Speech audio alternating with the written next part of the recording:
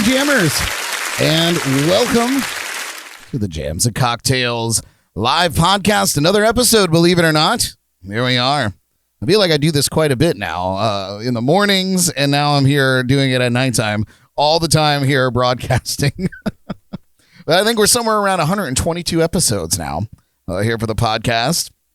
My name is Brad Brock, and I'll be your host and guide tonight through our little history lesson on the history of Scotch for National and National Scotch Day. Yeah, we give a round of applause for Scotch. Way to get that Thank you. It only took a little bit of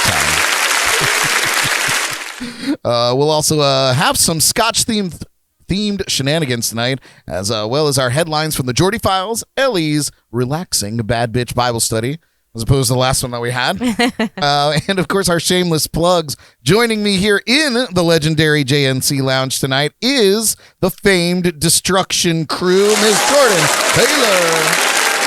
And the bad bitch herself, Miss Ellie Brock. Yeah, we start off with the class. I thought I was just getting Jordan's backwash applause. We appreciate you guys watching us live on YouTube and or listening in on JNC Radio via the free Live 365 radio app. You can get that app from your preferred app store and just search for JNC Radio to tune in.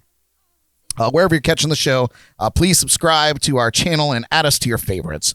We're not broadcasting on Facebook anymore. I'm tired of getting pinged for all my naughty behavior over there. So we are only exclusively here on YouTube now. So we're gonna build this channel up as best we can and try to recruit those people that would hang out with us over on Facebook to come over here. This was a conversation that I had with Paul that we had together recently about how fun it is when everybody's in the same chat room and you guys can be rambunctious together in the chats while we ramble on about whatever it is we ramble on. That was a Led Zeppelin reference, but I'm in the presence of very young people here. Very young. No idea about the Zeppelin. You're just as young, Brad. Yes, that's true. If you're listening in on the radio app, unfortunately, you're not in the chats, but we do have the JNC Lounge line open at 772-888-1596. You can reach us in studio and yap our ear off if it's relevant to what we're discussing or interest to me personally.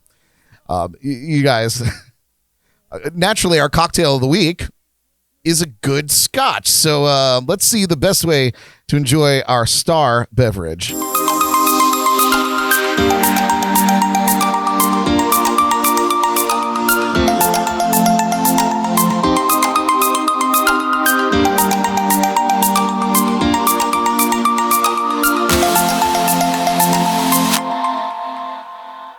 I'm here to show you the best way to enjoy a Scotch.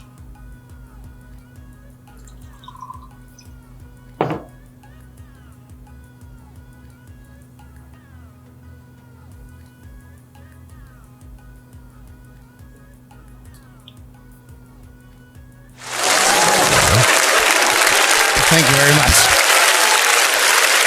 That is the best Very way. Informative. Yeah. I didn't know that's how you did it. Right? You didn't know. You didn't know. Well, yeah. Cheers to you guys. Thanks for being here with me in studio. And Paul, sorry we don't have any Scottish people in the studio here. But I guess we'll do. I'd like to think that I'm somewhat Scottish. There's some Scottish in or around my body. What? No. Anyway, you guys, you can join us each week for our shot or cocktail of the week by visiting jncpodcast.com, seeing what we're planning, and getting all of the things that you need delivered straight to your door from our friends at Drizzly.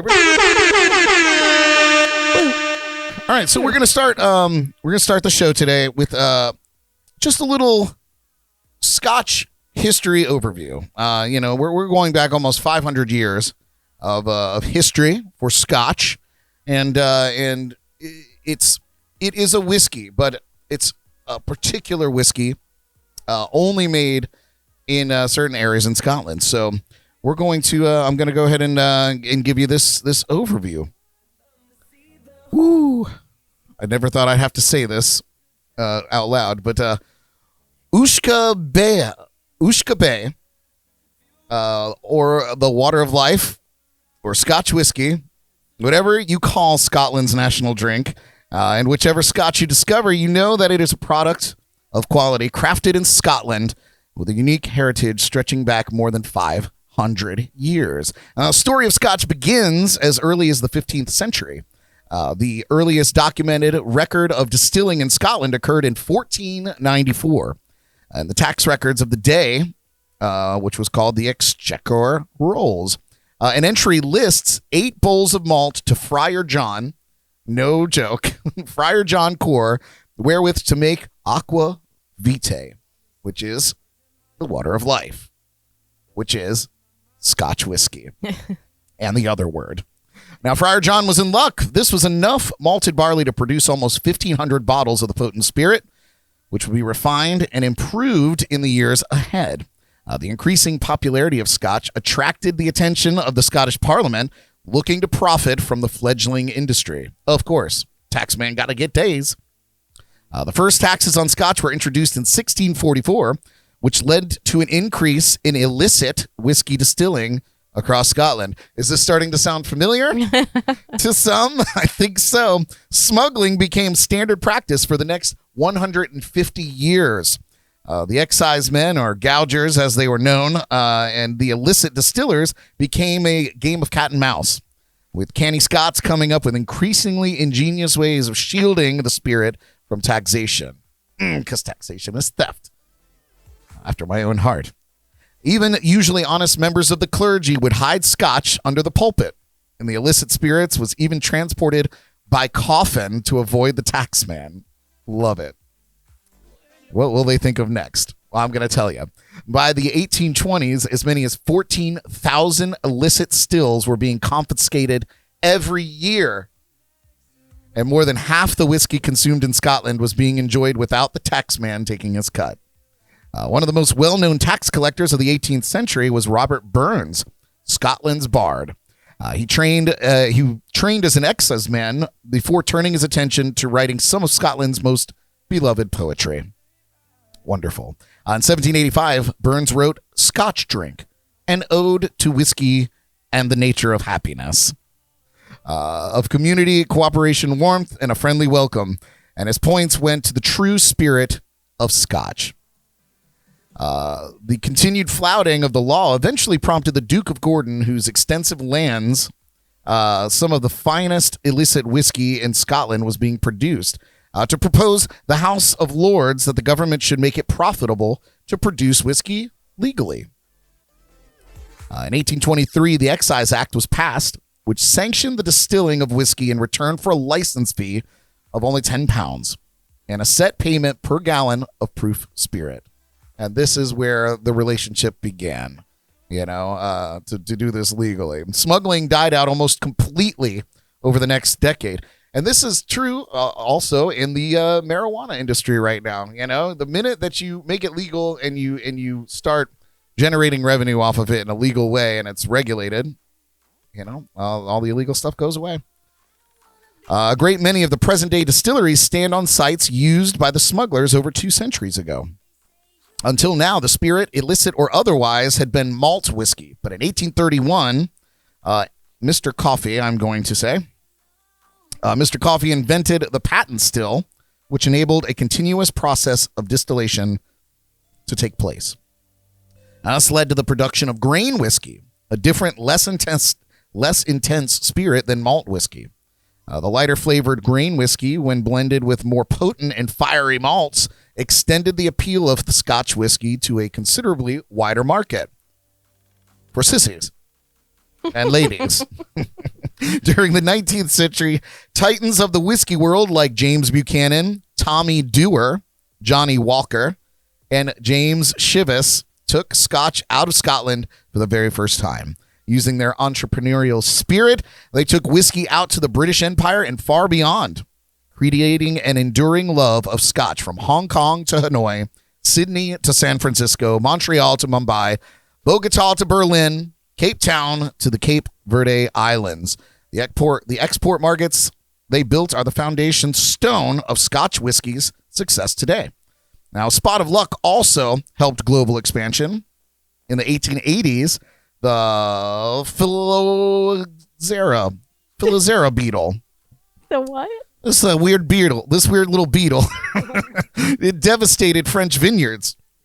Within a few years, wine and brandy had virtually disappeared from cellars everywhere. Once again, the canny Scots were quick to take advantage. By the time the French industry recovered, Scotch whiskey had replaced brandy as the preferred spirit of choice. Now here we come into a more present day. In 1920, prohibition was introduced in the United States. Whiskey was exempt as long as it was prescribed by a doctor for medicinal purposes. And some famous faces use this to their advantage. Winston Churchill actually had his doctor sign off on it.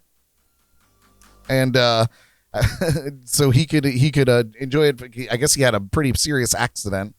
And whiskey was Scotch whiskey was prescribed to make him feel better. Churchill's connection to Scotch goes further than prohibition, though. World War II reshaped the industry as distillers increasingly looked to international opportunities. At the time, one minister said the country needs food, dollars mean food, and whiskey means dollars. Annual export targets were agreed with the government, and Scotch's journey to become the world's premier whiskey continued. Scotch whiskey must, by law, be distilled and matured in Scotland in oak casks for at least 3 years and bottled at a minimum alcoholic strength of 40% ABV. The robust legal protection of Scotch, vital to safeguard a spirit globally renowned for its quality, has grown over time. The first definition of Scotch in UK law was secured by 1933 with a dedicated Scotch Whisky Act in 1988 and new Scotch whiskey regulations in 2009. This is ongoing, man. I love Scotch. Happy National Scotch Day. These comprehensive rules govern the Scotch whiskey industry. Today, Scotch whiskey is enjoyed in almost every country around the world. Each second, tick tock, 44 bottles of Scotch are shipped from Scotland across the globe, helping to support tens of thousands of jobs in Scotland and ensuring that millions of consumers can enjoy a dram. Let's hear it for Scotch whiskey. Are you guys excited yet? Pumped. Yeah. I'm fucking jacked up now for Scotch. Now if we could just get our fix. Well, we're going to get to that. But there are, okay, so I hate to say rules. I wrote rules, but there are no rules to enjoy Scotch, right? You know, but here are some guidelines. Here are some things that will perhaps help the experience for those that, maybe don't drink spirits this way, or, the only thing you ever had was a Captain and Coke.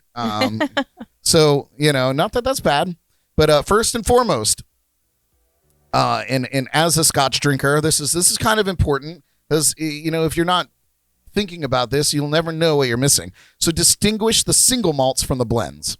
All right. One of the most important distinctions in Scotch whiskey is a technical one. It may not seem terribly important, but being able to identify a single malt from a blend will tell you a lot about the whiskey before you even sip it. So what is the difference between single malts and blends? Well, for starters, a single malt Scotch is made just from water and 100% barley.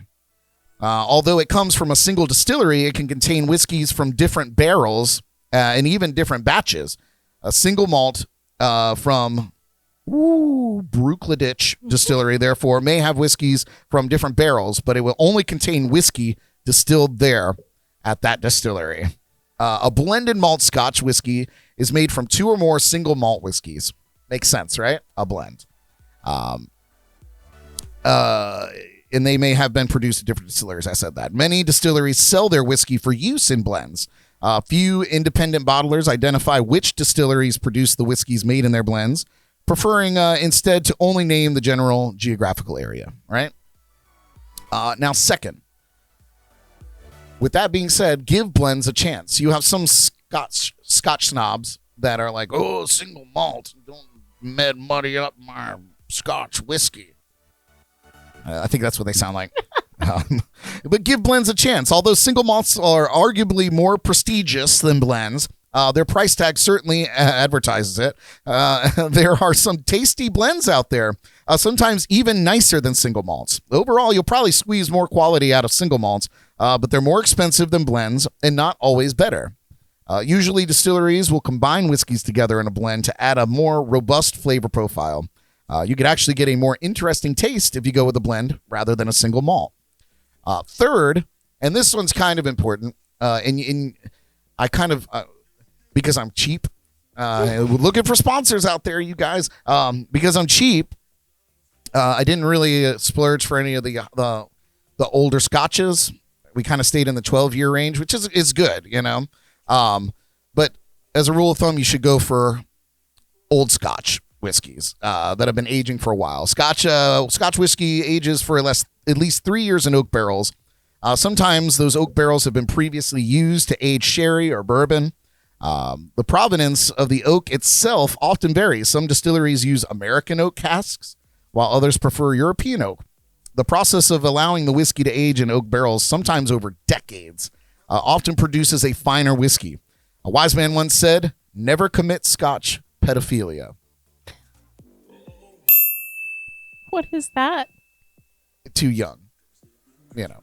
So 12 isn't too young? No, not for Scotch. But it's borderline. It's a tween. So why does whiskey improve with age? Well, oak, like all woods, is porous. Scotch that is housed in oak barrels seeps into the oak barrel pores, picking up some of the oak's unique flavor. As the whiskey ages, a portion of the alcohol evaporates, mellowing the flavor. The whiskey that evaporates during the aging process is referred to as the angel's share. Give one up to Jesus. Scotch whiskey barrels are sometimes charred before the introduction of the spirit. This charring imparts a unique flavor. The charred wood also helps purify the whiskey. The carbon left in the charcoal fibers or filters away some of the impurities as it ages. Whiskeys are often given a finish, so to speak. They are aged in one cask for a majority of the process and then transferred to another cask for an additional 6 to 12 months. This gives the whiskey a richer flavor profile when it's done. Whiskey does not continue to age once it's bottled. Sorry, if you're holding on to that bottled whiskey on your shelf, it's going to be just as good as they bottled it, right? So it may lose a bit of alcohol, though, through evaporation and therefore mellow, but most of its deep flavor is likely to have developed while it was still cast. Fourth here, and then we're going to get into drinking Scotch. Look for all natural whiskeys without added colorants. Some whiskeys are given caramel color injections before bottling, probably to maintain visual consistency from one bottling to the next. Steer clear of these whiskeys. Here's the bottom line. With Scotch and other spirits to which colorants are added, if the distiller or bottler is willing to lie about the color of the spirit, what else are they going to lie about? Yeah, write that down. Scotch whiskey experts have debated about whether or not the colorant affects the flavor profile. While the usual consensus is that it doesn't, some purists maintain that you can taste the difference between a colored whiskey and an all-natural one. Kind of like, you could taste the different color M&Ms, right? And finally here, note where the Scotch comes from. Kind of an important one. While whiskey can technically be produced the world round, Canada, Australia, and even Japan all make fine whiskey. Start off with whiskeys from the wind-tipped rim of Scotia. You almost can't go wrong. Here's a quick look at the different regions of Scotland, some of their characteristics, and some of their most heralded whiskeys. The Lowland region of Scotland, you're going to find that they're light-bodied, gentle, malty, and grassy. Highland, you're going to get a firmer, spicy, both dry and sweet, and Glenmorangie is a popular one there. From the Highland. Speyside, you're going to get a sweeter, mellow, and often fruity. And that's where you're going to find your GLENLIVET, your Macallan, and your Glenfiddich. Or as I like to call it, the Glenfiddich. Islay region, you're going to get a heavily peated, smoky Spindrift. And Ardbeg, which is a really highly rated Scotch whiskey, is from that area. And Bruichlidich is also from that area. Campbell region, you're going to get a medium to full-bodied, peaty, and briny. And that's your Glen Scotia, your Glengyle, and your Springbank all come from that area. So how are we feeling about whiskey so far? That was a lot to take in. Jordan looks pumped. I'm confused. That was a lot. That was a lot. Don't be confused because you're going to get it in your mouth pretty soon. Oh, that's what she said. That'll clear it up. I almost got it out of my mouth. Philip said, speaking of taste, purple crayons have a better taste than others. So here we go. Drinking scotch. Because it's not just about pouring it in your mouth hole, right? So first off, get the right glass. Ellie, would you show off the right glass over there? While it's certainly fine to drink your whiskey out of any old glass, choosing the right one will enhance your whiskey experience. It allows you to swirl the whiskey without it spilling, as well as concentrating the whiskey aroma near the glass's next. Experts agree that tulip shape is generally the best for drinking it. If you can't find a tulip-shaped whiskey glass to sip out of, try using a wine or champagne glass instead. Anything but a rocks glass, right? So, secondly, pour a small amount of whiskey and swirl it around gently, okay? So you're going to pour yourself just about 1 ounce full of Scotch whiskey. You'll gently swirl the glass. Ooh, you like that? Swirl the glass, coating the sides of the glass with a thin film of whiskey and allowing the spirit to breathe. Enjoy the color of the whiskey and its textures as the filmy coat of caramel spindles down the glass. We're gonna see that. We're gonna see that in just a moment. Enjoying whiskey is much more than just tasting it. It's about the look, the color, and the texture too. Remember that when we get into the tasting. Third here, bring the glass up to your nose and inhale deeply. Smell your whiskey with your mouth slightly open to fully appreciate the aroma. Take your nose away. The first nose will smell entirely of alcohol, and I know Jordan hates that. So, smell it, take it away, and then come back to the whiskey. Spend a good 20 to 30 seconds breathing it in, setting it down, and coming back to it, all while free associating about the kinds of smells or flavors the spirit evokes.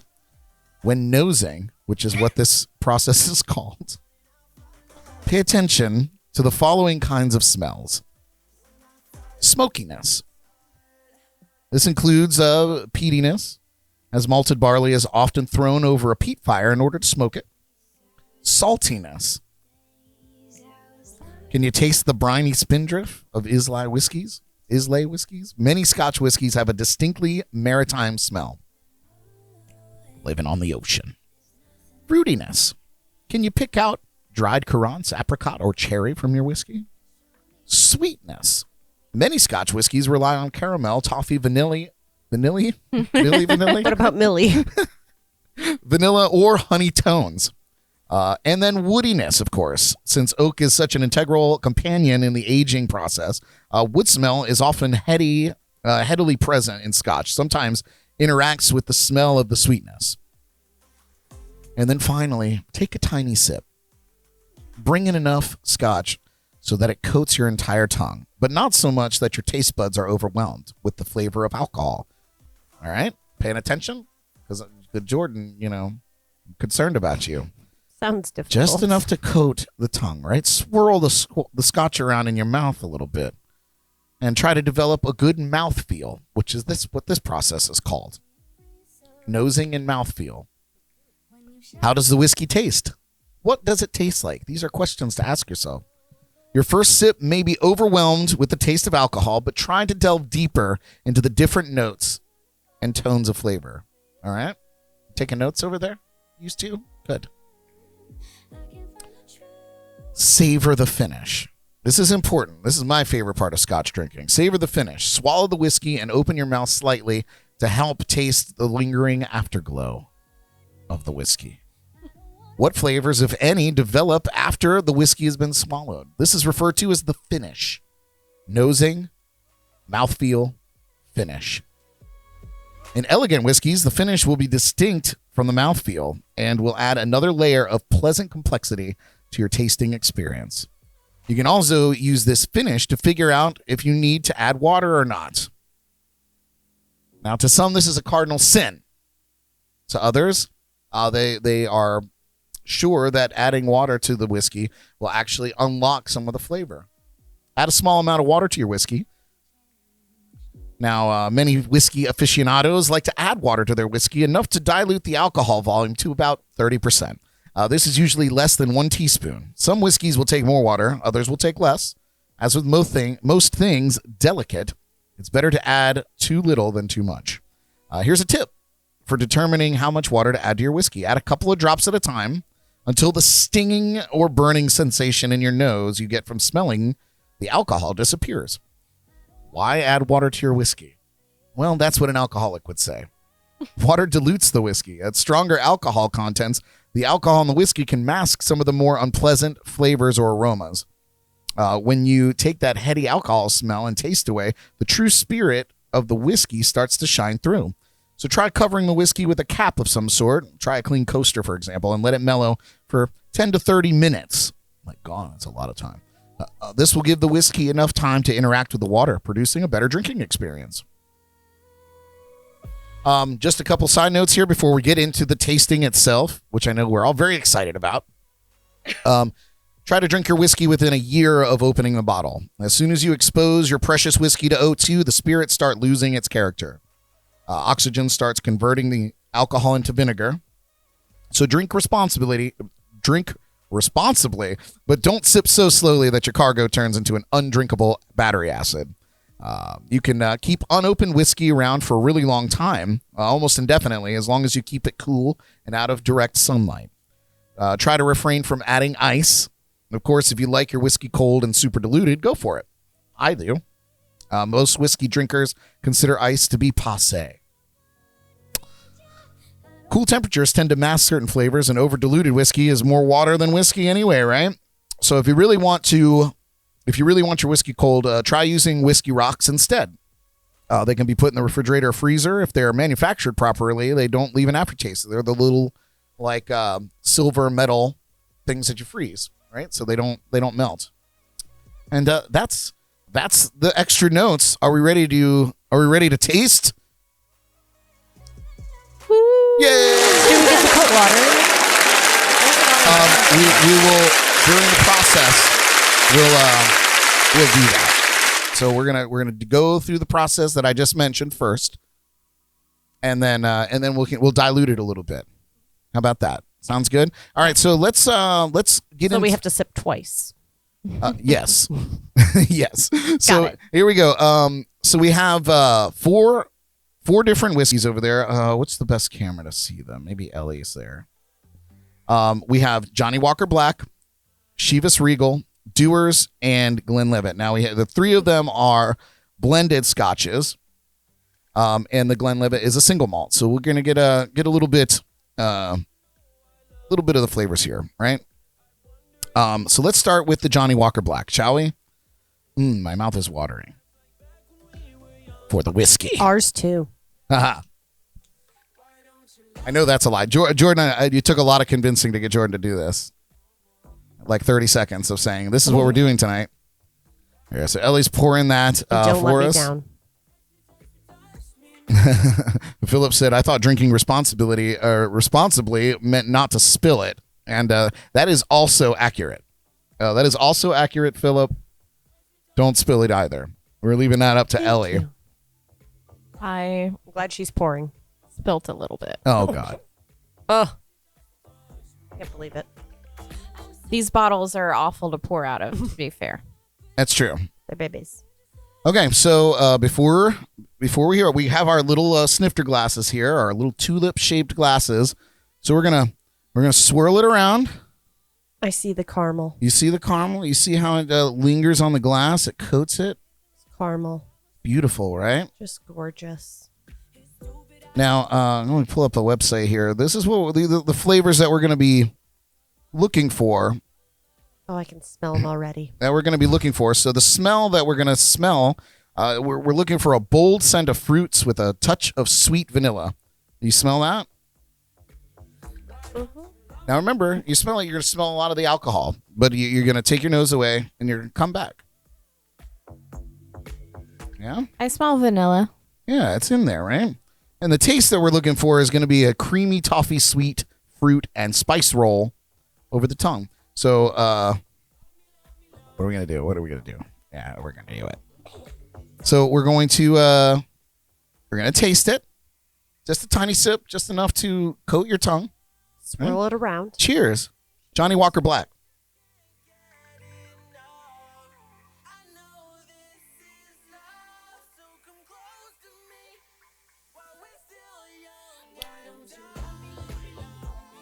My God, that's good. Thank you, Jordan. Mm-hmm. Dial it back just a little. Just dial it back just a little. Yeah. I taste the toffee. Yeah. There's a sweetness to it. Yeah. There's a sweetness to it. Good mouthfeel. What about you, Jordan? You Tingles. It does tingle. It does There's tingle. a tingle. Yeah. You get any of those flavors in there that I mentioned? Yeah, I like the smell of it. Yeah, the smells good, right? We're going to make a Scotch drinker out of Jordan yet. So, yeah. I'm converted. Take another sip.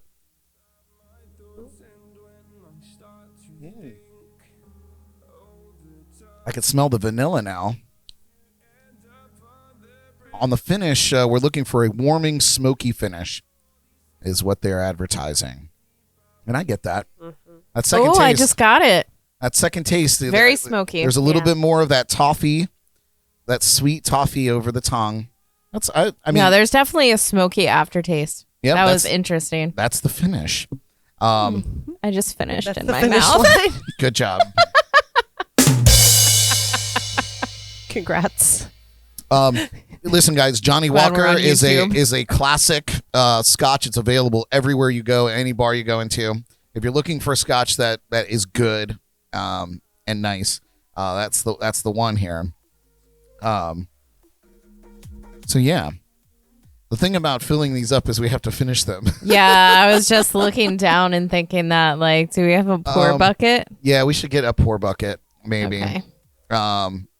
So I'm not trying to drink an ounce of whiskey. yeah, if you just want to go get one of the big Flanagan's cups, we can probably just pour it in there. I'm probably And gonna then drink should them we all. mix them all and then try to drink that at the end? That would be considered a blend, Jordan. Yeah. Yeah, look at you. You're already learning. Yay. I wish I would have posted the truth is I went and I got these scotches today to try. If I'd had them lined up earlier, I'd have sent it out for everybody so we could be tasting together out there in internet land. But, you know, Paul said splitters are quitters. But yeah, we don't want to get too drunk. We want to be able to taste these. Yeah. We still have segments to get through. Yeah. You notice how I decided to do the tasting before we got into the other segments, right? All right, Nice. we dumping? Yeah. We'll go ahead and dump. Unless you guys want to finish it. It's totally up to you. You might find one that you really like and you want to keep it. Okay. So next one, I'm gonna let Jordan pick the next one that we're gonna try. Is the leftover whiskey in here going to change our tasting profile? Probably not. I mean, if you asked a diehard, it probably will. Okay. Okay, Jordan, you're up. Pick. I am an expert now. Uh-huh. Let's go with the Regal. All right. The Chivas. The Chivas. James Chivas, who we mentioned earlier in the history lesson. We're gonna try this here, and let me see. Let me pull up the. I put flavor profiles together for all these so It that we looks can be elite. guided through it. I'm glad I got my nails done for these close-ups. Yeah, you're here. very, Yeah, it's good. You're doing a great job. All right, so Catches the eye. right? the Chivas 12, which we're about to try, while Ellie pours that. It's made with only the finest malt and grain whiskeys. And within the 12-year-old Scotch whiskeys that go into the signature blend, you'll find a single malt, a single grain, and more to create the whiskey's remarkably smooth taste. This classic Scotch taste is perfect for a variety of modern drinking styles, whether you prefer a straight, highball, or a creative cocktail, which we didn't even get into because I almost think it's a sin to mix like make cocktails out of Scotch. But so what we're looking at here, it's a cask finish for the tasting notes. A variety of casks are used for the maturation of the 12-year-old Scotch that make up this blend, leading to greater depth and character.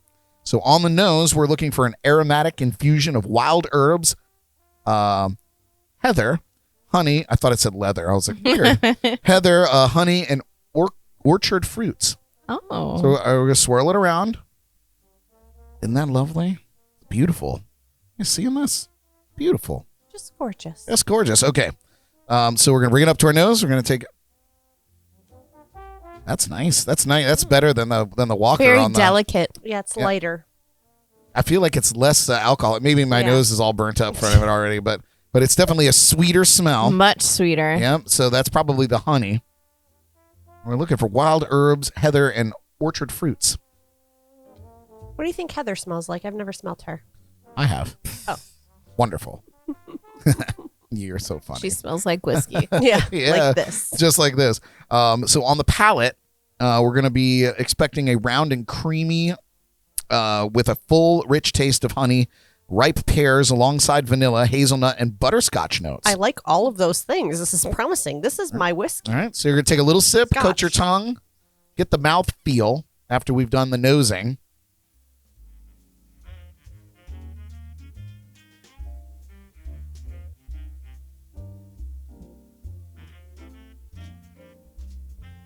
I like it better. Yeah, I might have to do a second taste. I feel like it was a little harsher for me. It was harsher. Yeah, I was just thinking that. I love this. By the way, can you hear the soundtrack? This is very whiskey drinking soundtrack that we got back there. It's like we're in Casablanca. I kind of just want to put this on repeat. There we go. It's going to be on repeat. Doesn't get more. The song's on repeat for the whole thing. You don't get more sophisticated than this, folks. It's true. Especially here. I'm going to take another sip.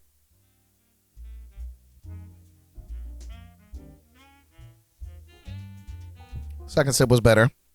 And I got a little bit more of the pears, of that fruitiness. I got fruity too. The finish that we're looking for is rich and lingering. Not quite as smoky. I taste the herbs too.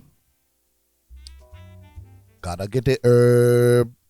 Gotta smoke the herb. No, I'm just, that's where my head went. But yeah, definitely less smoky than the Walker. Yeah. It burns a lot more. It does. It definitely has a little Stronger. bit more of a. I don't think you swirled it around your tongue long enough then, folks. Oh, I didn't get a good enough mouth feel for it, You Jordy. didn't mouth it enough.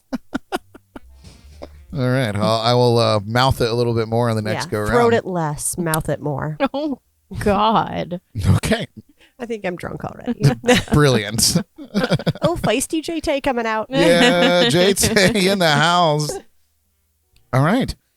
I think the finish is solid. I think it is rich and lingering. That's for sure. Nice. Yeah, I'm happy with that. Yeah. I like the Walker better. Have you had this one before? I've had all of these but I don't drink them all the time. Have you done a mouthfeel with all of them? No, this is a first for me. This is the first time I'm actually like doing a proper paying attention to what I'm putting in my mouth.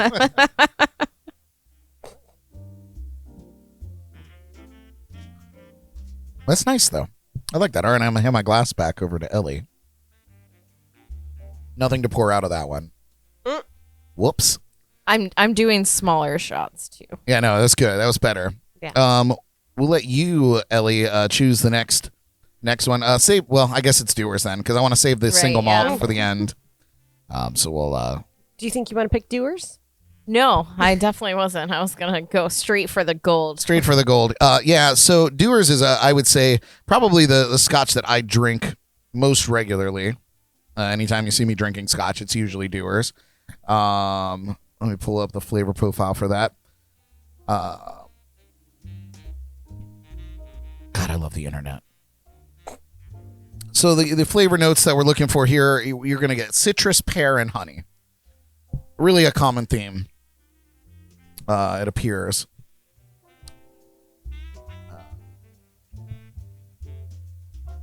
So, in 1899, a year after production commenced at Dewar's new distillery, A.J. Cameron created a new, now iconic Dewar's White Label, which is what we're drinking. Over the next 120 years, the flagship blend established itself as one of the leading beloved Scotch whiskies worldwide. Did you know that Dewar's White Label is the whiskey of choice for highballs by the bartenders of Japan for unique smoothness and refreshing taste? And this makes it a perfect accompaniment to food. So, all right, let's do the sniff test. We're going to do some nosing. That's very similar to the Walker. Smells like Brad. Does smell like me. This is a familiar smell. Yes. Wake up with it every Thursday morning. Oh Lord, that's the truth. I wake up with it if I wake up. Yeah. All right, so let's get a mouth feel. So it smells for the nice. Dewar's.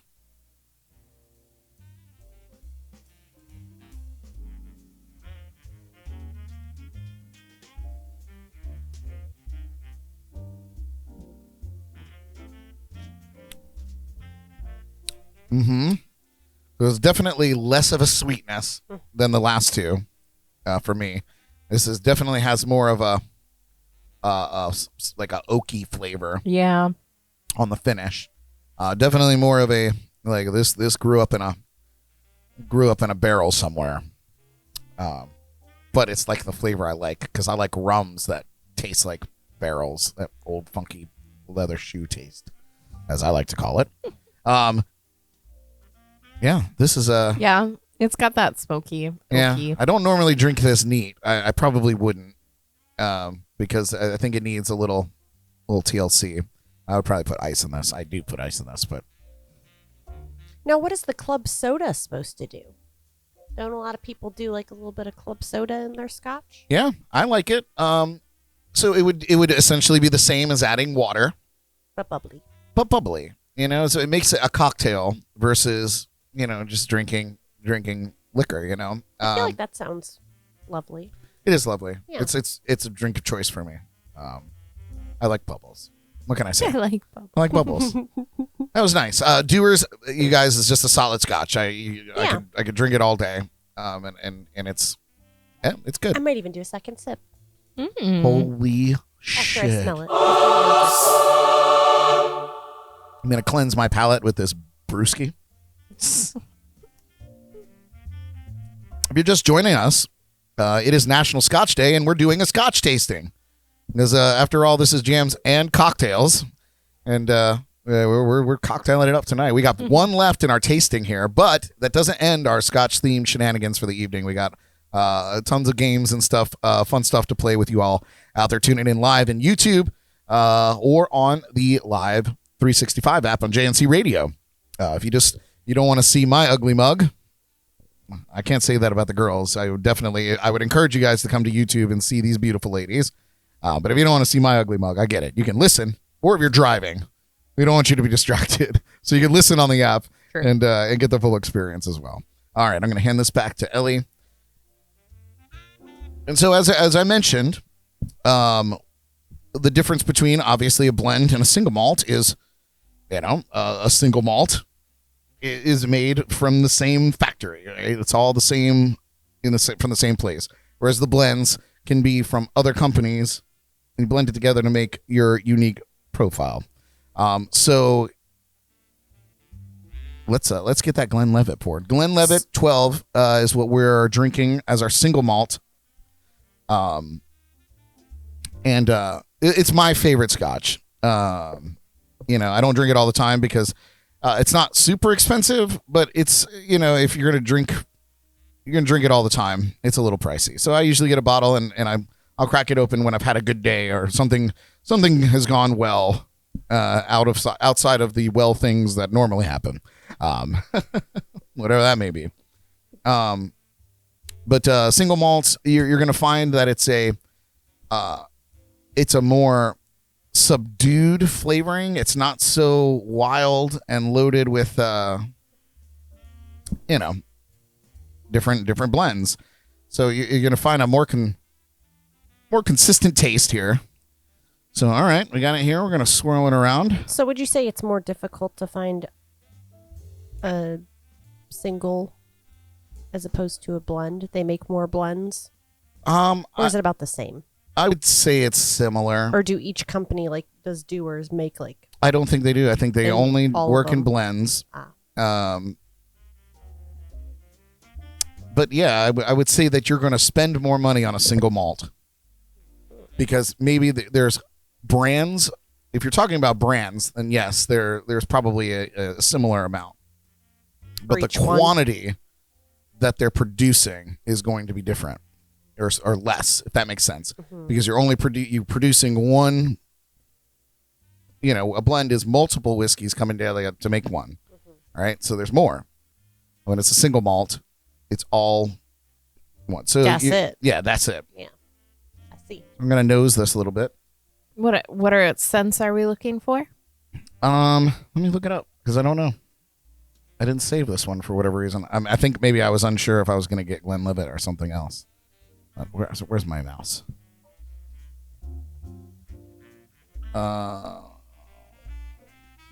Let's see. Smells fruity. Oh, we're gonna go for the 12-year-old because. No, don't say it like that. Oh, look! It's asking me my age. Because you got to be 21. Oh, that was easy.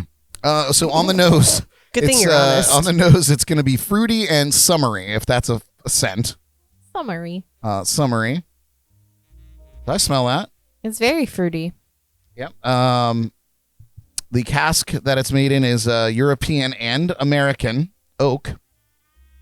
On the palate, we're going to be looking for a well-balanced and fruity flavor with strong pineapple notes. Oh. Yes. Curious. So, and the flavor is delicately balanced with strong pineapple notes, as I mentioned. So let's get a good mouth feel for the Glenlivet 12.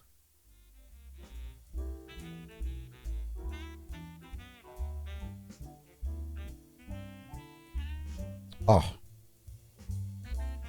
Ooh. That to me kind of has it pops. Yeah. Where those others don't, like this, and it's smooth. Yeah, I was going to say, it's much more smooth. Yeah, it doesn't, it's not burny, Yeah. Bernie. It's kind of weird. Maybe it's not the right word, but it kind of just goes down, yeah, I guess smooth, like oil, kind of. Yeah. Like it's just like, Yeah. maybe not oil, but... You'll find that that single malt Scotch whiskeys are overall smoother than the blends. Doesn't burn the whole palate. The finish that we're looking for is long, creamy, and smooth. Like your No, hand. there's children listening. Oh. They shouldn't be, but they are. They shouldn't. All right, I'm gonna mouth this again.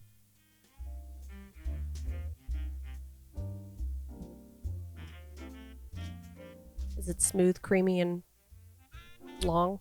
Yeah, now that I'm thinking about it or I'm looking for it, like I can kind of get into the pineapple. I never noticed that before. But yeah, it's definitely different. It burns more all the way down. Yeah. Yeah. Much more warming. It has a long finish. Like it goes, Yeah. you feel it all the way down the gullet. Yeah. Yeah. But it's smooth. And it's, it doesn't, I don't know. It's not like a big burn. Delicious. This is my favorite. Glenlivet's my favorite. Nice. Do you want all of ours? Yeah, let me get that green cup. Let me swirl that around and let. Oh, do you want I'm just to kidding. put the Glenlivet in there too? Yeah, you guys can pour it. Unless you want to finish it. I might still sip on mine. They also say you can enjoy this with seared scallops. How about that? Oh, that sounds nice. A little note from Glenlivet. This whiskey has been called a lot of things in its time: smooth, fruity, complex, sophisticated, entertaining, classic. The original malt whiskey almanac says a first-class malt.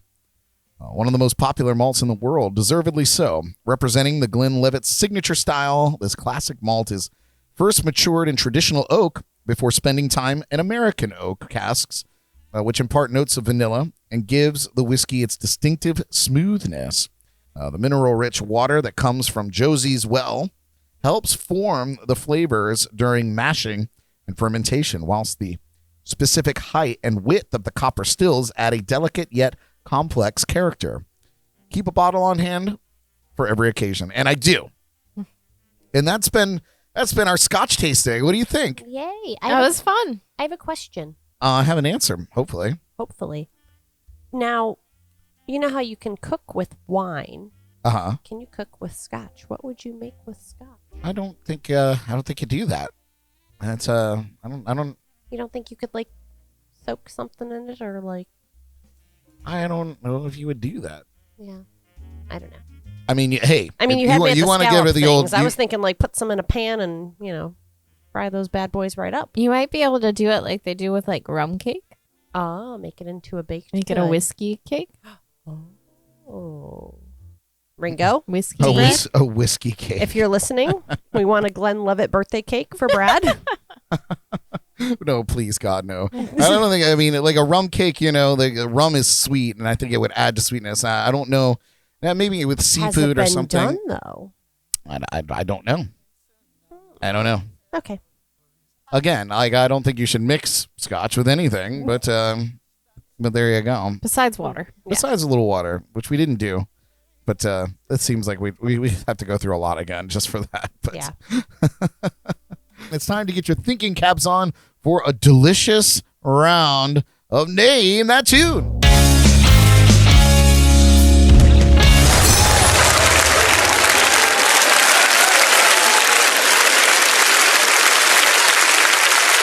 Sweet goodness, I'm so glad that that the cameras came up right. I feel like it's been a while since we did Name This Tune, so but we're here. You guys, I invite all of our live viewers over there in the chats, including Naked HD. A little shameless plug for Naked HD over there in the live chat. If you guys are looking to have a good time or want to find love in your city today, let's check out that website. Nice shout out. Yeah, what are you going to do? I didn't see it. They pointed it out to me on the break. So we invite you guys to play along in the chats and comments. We're looking for the name of the song and the artist performing it.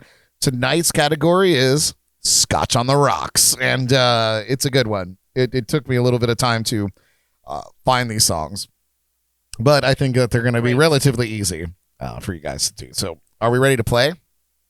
As will ever be. All right.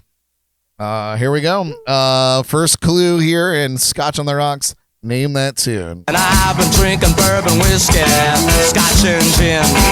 Gonna get high. Here it is one more time for you. And I've been drinking bourbon whiskey, Scotch and gin. Gonna get high. It's a classic. Is it? It is. It's a classic, Jordan. The guesses are already coming in.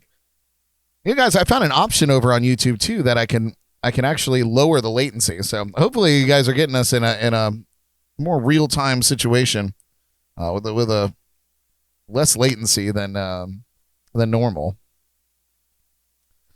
But Jay got it there, all there, and Philip got it as well. No, you don't read it, Jordan. You can't read it, you crazy person. Cheater. All right, what do you guys have here in the lounge? You go first. I'd rather not say. I'd rather not say. I'd rather not.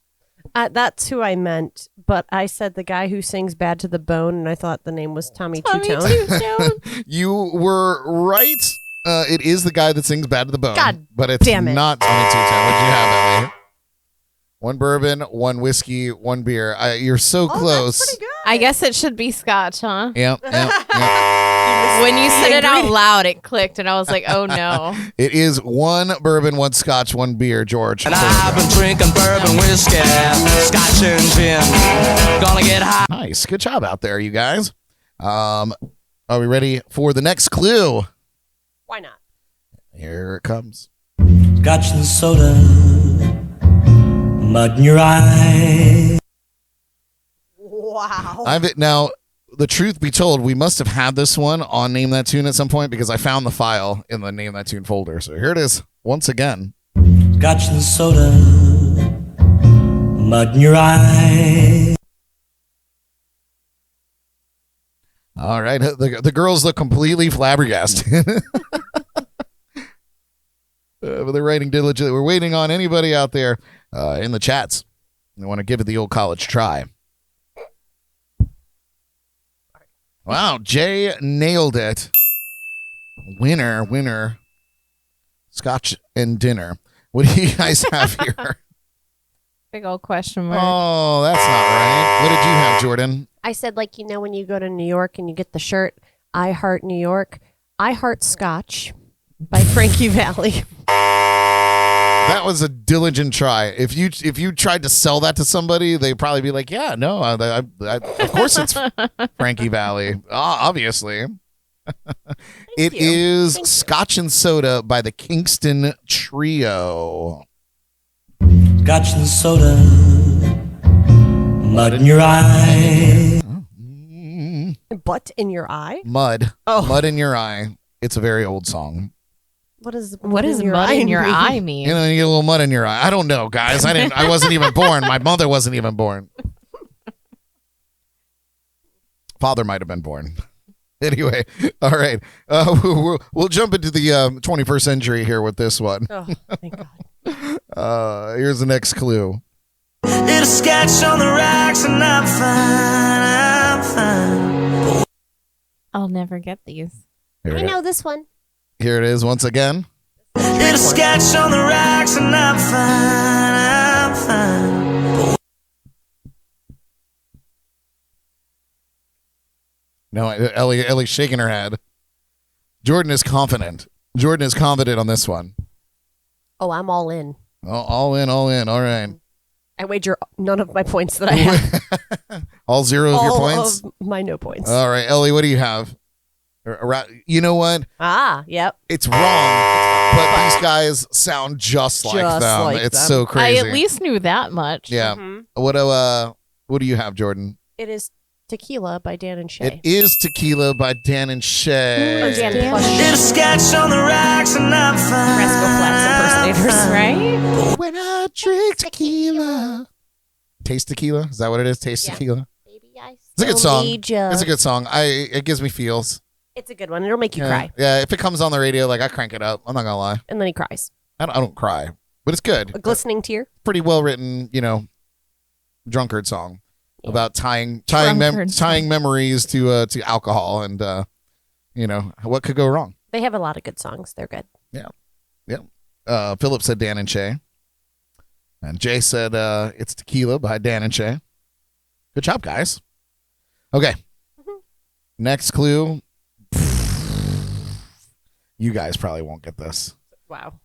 But maybe they will out there. Here it is. Next clue. Drink Scotch whiskey all night long. What the hell? Is that an order or? Do it. Do it. Drink Scotch whiskey all night long. Drink Scotch whiskey all night long. And die behind the wheel. Oh. Yeah. For those Is this the encouraging actual drunk words? driving? What is this? It's discouraging. Nobody wants to die behind the wheel, I don't think. Oh, I thought you said and drive behind the wheel. No, and die behind the wheel. Oh. Jay got it, though. Straight on. And Philip there with the band. I cheated. Jesus Christ. That's why you're doing so well. I got one.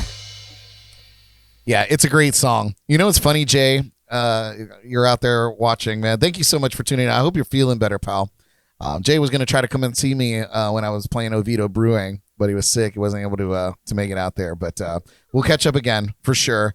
But Jay, the first time I ever heard this song, I was running karaoke at Castleberry's up in Castleberry, Florida, which is in the Orlando area, and where I met Jay years and years ago. And our friend Steve, who is a gifted guitarist and singer, he always sang the song. This was like his karaoke rotation song, and it was the only, like, I heard it and I was like, this song's awesome. And so then I became a fan of the song ever since. And here it is one more time, and then I'll tell you the name. Drink Scotch whiskey all night long. And he used to do such a good job. Like, he killed it. It was awesome. It is, what do you guys have anyway? Okay, a big question. Big old blankboard. Big old blankboard. Perfect. It is Deacon Blues by Steely Dan. Drink Scotch whiskey all night long. And Jay says, Steve Etheridge. He said, I remember that. Yep, that's him. He still plays shows around town up there. I have to go see him sometime. Him and Wendy. Yeah. A little pop culture quiz. Do you know what a Steely Dan is? Isn't it? It's either a joint or a dildo. Oh, God. Well, right? No, wrong. it is one of those. It's the joint, right? No, Oh, it's the dildo. it's the dildo. It's the I dildo. thought it was outrageous enough to be that. Steely Dan. Brilliant. All right, I got I feel like my mom told me that, which is really awkward. your mom would tell you that. Here's the last clue, guys. Nobody's gonna get this. I don't think anybody in the chat's gonna get this one. Jump out of the frying pan and right into the fire. I feel like if you like put some like scratches on this or like in like kind of like make it like pull the volume out, it would be like a creepy recording you'd hear in like a creepy antique shop just before the axe murderer kills you. Perfect. Here it is one more time with that in mind. Jump out of the frying pan and right into the fire. However, the singer is absolutely legendary. So it's all kind of mixes. And Philip, you're right there. Don't look, Jordan. I'm not. Philip got it there. Anything for you, Ellie? Not a damn thing, huh? Nope. What do you have, Jordy? Oh, damn it. What did you have? I had Ella Fitzgerald. Oh, you know what? That's a solid guess. That's a solid guess. Oh, Philip said he cheated. It doesn't count. Ratted himself out. Good for you. Honesty's best policy. It is Billie Holiday, Riffin' the Jump Scotch. out of the frying pan and right into the fire. It's a very short song, but the lyrics are jumped right out of the frying pan and into the fire, which means she got out of one relationship and one shit relationship, and she got into another shit relationship. And it's a cute little song. Where does the Scotch come in? Riffin' the Scotch. Oh, just the name of it. That's the name of the song. I mean, that's not the only lyrics. That was just. I was about to say, is that the whole song? Good job, you guys. I mean, not you two, but good job out there. Yeah, good job, everyone. Great job. All right. Well, with that being said, it's time to sink your teeth into the rarest news steak you've ever had. This is the Jordy Files.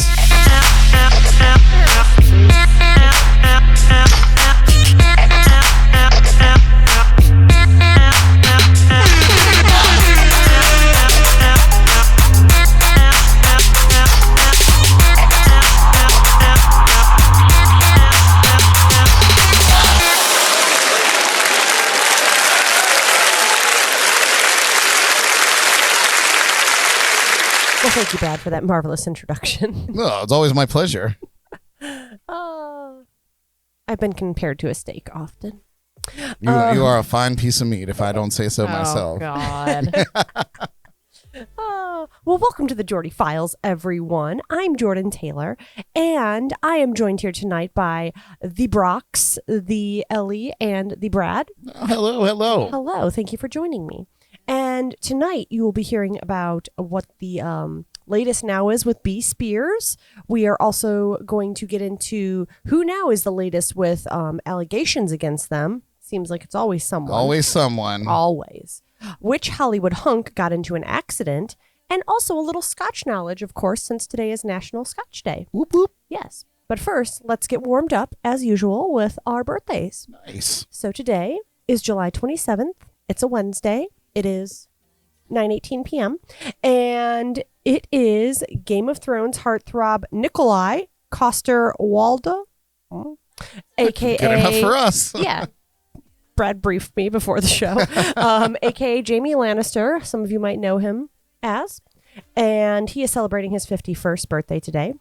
We Wild. also have, we also have actress Maya Rudolph, who's turning 49 today. She is best known for her time on Saturday Night Live and films like The Bridesmaids, one of my personal favorites. That was a good one. Yes. Hilarious. Singer-songwriter Pete Yorn is 48 today. Baseball legend Alex Rodriguez is 46 today. And last but not least, our baby birthday, Orange is the New Black actress Taylor Schilling is 37 years old today. So, How old was she when she was doing the show? It was like that. I feel like that show's pretty old now, right? yeah, she must have been like 27, right? Is it that old? I don't know. No. Somebody let us know out there in the chats, or Ellys gonna look it up. She's probably 30 or 31. It's like 37. Like Oh. she's my age. I didn't feel like she was that young in the television It show. started in 2013. Oh, so dear almost God. 10 years. Yeah. That's what I was afraid of. Yeah. Oh, I guess she was that young. Oh, Crazy. wow. She still looks great. Good for her. Nice. Interesting. Happy birthday, you guys.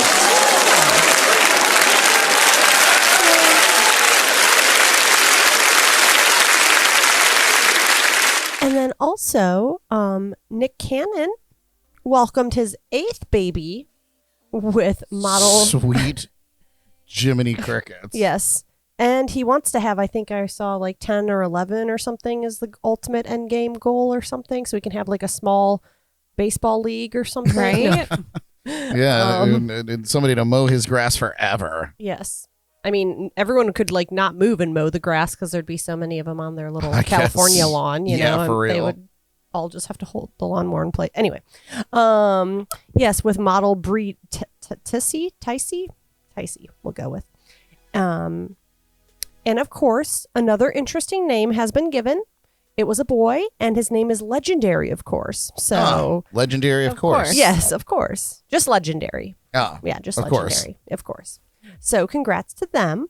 Yes. Congratulations. It is the Nick. couple's first, but obviously not Cannon's first. So, No. yes. Definitely not. Which I think I saw his first were the twins with Mariah, who are now like 13 or something horrifically old. Yeah, they're retired now. Yeah, they're basically driving. Next article, this one's for Linda. Jason Momoa was involved in a head-on crash. Motorcycle. Momoa's Motorcycle. Good one. Who writes this? Me. Oh, it's you. Right. So he was involved in a head-on crash. A car driven by actor Jason Momoa collided with a motorcycle in Topanga Sunday morning, sending the biker to the hospital with minor injuries, according to the California Highway Patrol. The other driver, a 21-year-old, of course, crossed the middle line of Old Topanga Road and went directly into the path of Jason's vehicle, a 1970 Oldsmobile. Driving quite a vintage little piece. It likes old cars there. like you. I bet his is in better condition Definitely. than Definitely. Ellys. Definitely. Jason flagged down a passing driver to call 911 and an ambulance too. The motorcyclist. Oh wait, wait. Hold on. Rewind. Okay, so they called 911 and then an ambulance came and took the motorcyclist away. There we go, to a nearby hospital. And then it got me thinking. So if you live in, California and places like this, do you think this is like a regular occurrence? Like, what are the odds that you just happen to go over the line, smack into someone, and it's Jason Momoa? Like, Right. do you think you just have random encounters all the time? Like, Well, yeah, That's crazy. TMZ has made a career, an entire network out of running into celebrities. This just happened to be two vehicles running into one another. yeah, I don't know. that would just be crazy. I'm sure that it happens. Or you're just going to like Pretty pick up often. your McDonald's and like there's Yeah. Ivy Blue or whatever her name is. Oh, I'm sure working. if you go to New York and California, I'm sure you're going to run into celebrities all Yeah. the time. You're just going to Ace Hardware to get a new plunger for your toilet, and there's Absolutely, for sure, there's 100%. whoever. Yeah. Anyway, food for thought. 73-year-old George Foreman is apparently being sued by two women who say he sexually abused them in the 1970s, same year as Jason Momoa's car. While their fathers Way to string that together. Yeah, thank you. Making connections here. In the 1970s, while their fathers worked for him. The boxing legend, of course, denies these claims and alleges that the accusers are trying to extort millions of dollars from him. For the record, Foreman is reported to be worth $300 million.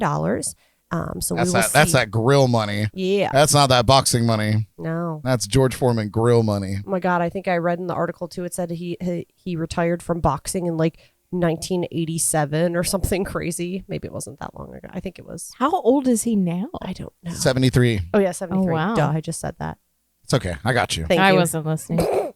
So we'll see what comes of that in the upcoming months. Interesting. So, yes, keep your eyes opened and your grills closed.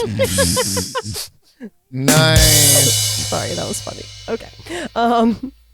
Britney Spears and her legal team had a big win on July 14th, just the other week, when a judge ordered that her father, Jamie Spears, sit for a deposition. Wow, deposition. Deposition. Deposition. Yeah. Good job. And thank you. Reading is hard. And produce documents related to electronic surveillance. Dun, dun, dun. Okay. I'm sorry. I'm sorry. Wait, I got it. Wait, no, I don't. I'll do my own sound Wait, effects. but I got it. No, I don't. Where is it? Oh, the naked people are back in the chat. Do that. Nice. Does that mean we made it when we were getting spammed? I don't know, but it's on our nice that they're live putting all these little emojis in there. It's very colorful. So yeah, for electronic surveillance. stream? It is. You know what, you guys out there, I want more emojis in the you chats. deleted them all. Yeah, I deleted them all. He is also Jamie Spears is also required to turn over any records that back Britney's team's claims that he monitored her phone and bugged her bedroom during the conservatorship through a company called Black Box. So Interesting. awkward. So we will see what happens with that. The article you have all been patiently waiting for. Adele is finally released her dates for the Weekends with Adele tour in Vegas. So she revealed the newly rescheduled dates for her Las Vegas residency at Caesars Palace, which was postponed by the artist earlier in the year. And she added on 8 additional dates running through 2023. So the 32-date Weekends with Adele shows will kick off officially on November 8th and run through March 25th, 2023. So we can go for my birthday again. Oh yeah, well, would we spend $4,000 for Adele tickets? I mean, or we could just go to Vegas and not go. We could probably listen from the street yeah, that's probably true. or walk through the. Well, it's nice that she Palace. added some more dates. That was nice of her. Yeah, I wonder if So- a lot of the people that were burned the first time were gonna give her a second chance. Yeah, so she's back. Good. Yes, We love Adele. and working the strip. Good. Not stripping the work, though. Yeah, not stripping for work. And next, crazy article. Apparently, an oak fire near Yosemite National Park forces evacuations in California. And I think you have some things to pickle back on this with, Brad, that I heard on the morning show of yours, the Jams and Coffee. Yes, the Jams and Coffee every weekday morning Yes. at 7 a.m. shameless plug. Nice. The fire scorched more than 16,000 acres near Yosemite National Park. At least 3,000 people have been forced to evacuate their homes due to the fire, per a news release from Governor Newsom's office Saturday, since it began this past Friday in the foothills of the Sierra Nevada. In all, more than 2,500 personnel have been battling the fire, which is 10% contained, according to an update Monday. Ooh.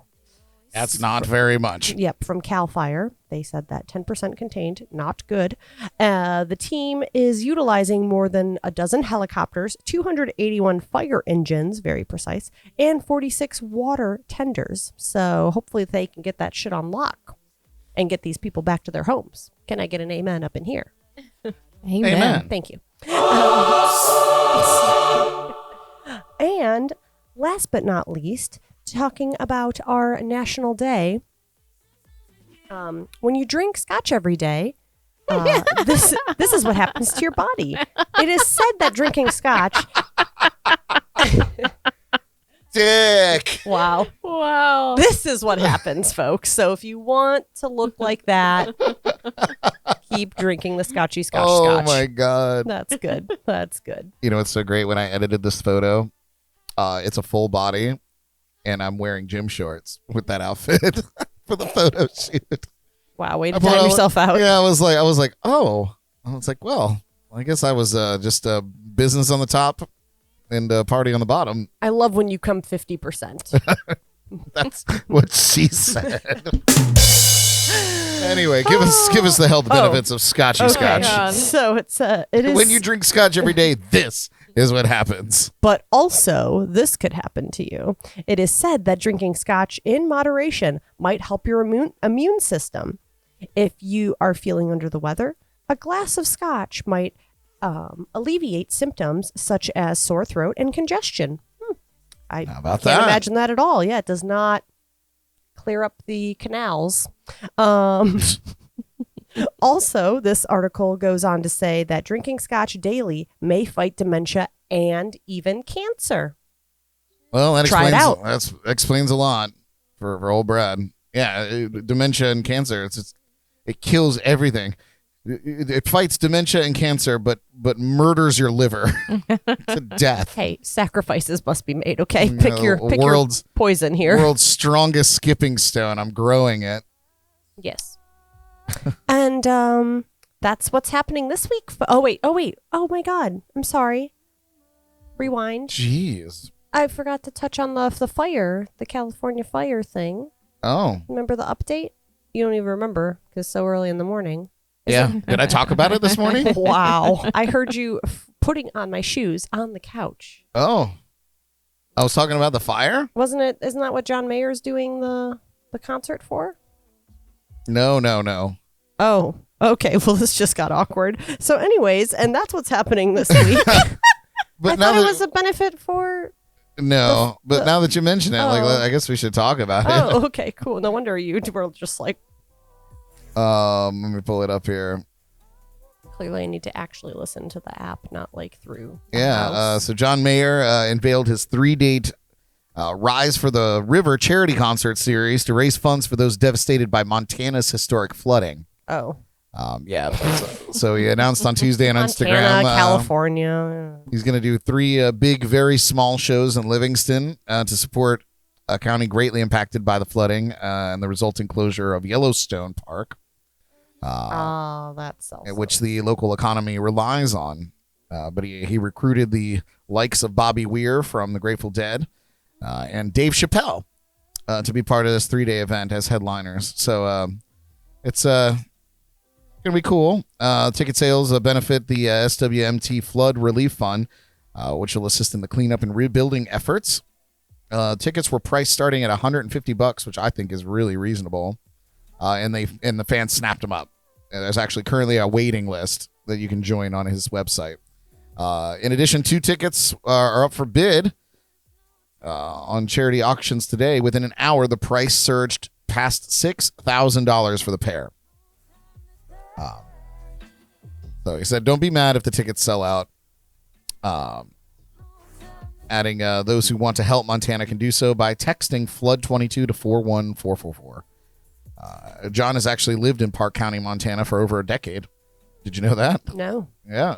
He has spoken out about the catastrophic flooding, begging people to visit Yellowstone to help jumpstart the local economy again. So look at John Mayer doing shit. I love that. Excellent. If I'm gonna pickle back on something, there's another story that I saw that I thought was dope. The Weeknd is launching his very own haunted house at Universal Studios. Did you hear that? No. For Halloween Horror Nights. Yeah. Entertainment Weekly confirms the Blinding Lights singer will bring thrills and chills to his very own haunted house at Universal Studios. The attraction, which is part of the Halloween Horror Nights, pays homage to The Weeknd's After Hours album, which was a pretty freaky one. Is that where he has the bloody mouth? Yeah. So the Weeknd After Hours Nightmare will be part of Universal Studios Hollywood and Orlando Orlando Resort, which means fans from either coast can immerse themselves in his twisted imagination. He said, I always wanted my own Halloween Horror Nights haunted house, as Halloween has always been significant to my music. So this is a total dream come true. He said, I feel like my music videos have served as a launching pad for a collaboration like this and can't wait for people to experience this madness. Very cool. Yeah. That is kind of neat. Yeah. Right? Wildly random. Yeah, for but real. Cool. Yeah.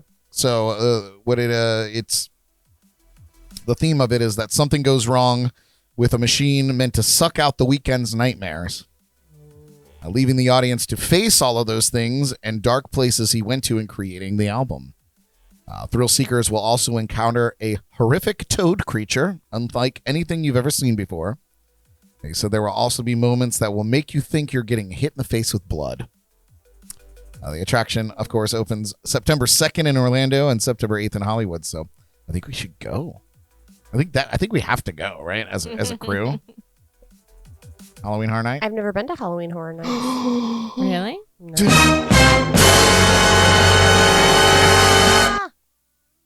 Yeah, we're gonna go. We're gonna go this year. We're gonna make it happen. How much are the tickets? Is there a wait list? $4 billion. I don't know. Yeah. Are they sold out already? No, but you can get it like when they start going on sale. You can get like Coke cans, and their Florida resident ones are cheaper. Coke cans? Yeah, they put them on the Coke cans. Oh. But yeah, you got to or Pepsi. Do they still do that? I don't know. I don't know if they still do that. I think they do. Is that it? Yeah, that was it. Now we're talking about Halloween Horror Night. Oh, okay. I really want to go, and if you do it, you get the cheap Florida ticket, and then you upgrade to like the Fast Pass, so you can like Fast Pass the VIP pass. So it's a little expensive, but it's worth it because you get to go through like the quick lines to get into the last time, which was a decade ago or more, did the VIP, and I didn't wait at all to get into the houses. It was awesome. Well, I prefer this to skydiving, so. Well, we're gonna do I'm that in. too. Oh. Probably all on the same day. Okay. Paul said road trip, so Paul from Drums and Paul Rums is wants in. to go too. Excellent. That'd be awesome. Cool. Yeah, that's it. Yeah. That's it for me. I just thought that was a fun story. That was fun. Thank you for sharing, Brad. I get to read news stories in the morning now. I get so Yeah. excited. I see like cool stuff. I get it. Feeling my thunder. You better watch out. I'm Right? still the stake here. I'm still the I'm state. still the stakeholder. Get us out of here, you hot piece of meat. Okay, well, thank you again to my colleagues, Ellie and Bradford. Thank you so much for listening. And I'm Jordy Taylor. You can catch me next week on the podcast.